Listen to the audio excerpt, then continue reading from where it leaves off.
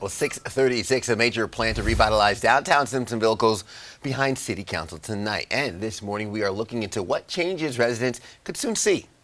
And we find out that the city is budgeting $32 million for the work. Fox Carolina's Grace Runkel is live along Main Street with a breakdown of where that money would go. Well, we want to start with some good news. It won't cost taxpayers anything extra to fund that $32 million in projects. And really, we're talking about two different projects here. One, $18 million, another $14 million. And tonight, City Council is going to be taking a final vote on whether or not to fund those projects through bonds. Now, there's a lot going on with these projects. So here's a breakdown of some of the highlights. Now, one of these projects includes building a brand new municipal building with space for City Hall, as well as the police department. Upgrades are also slated for City Park, including new football fields and bathrooms. Officials are also looking at adding more crosswalks and parking to downtown, and they also would like to extend the Swamp Rabbit Trail.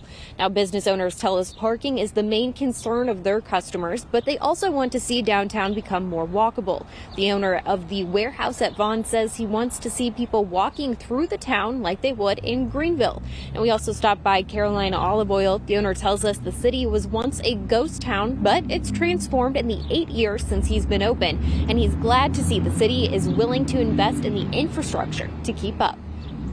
Really gearing up over here. I mean, it's a big deal now. It's not what it used to be. This is not the old Simpsonville from 5, 6, 7, 8 years ago. It's happening down here now.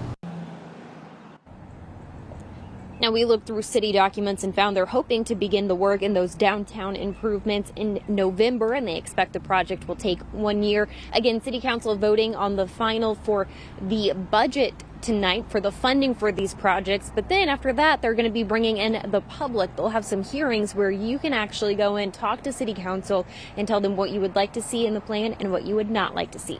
Back to you. Yeah, always seeing the developments and some of these projects being done, helping to grow the area, but also glad to make sure that we can have our input on how things happen. Yeah, I love that. Thanks so much, Grace.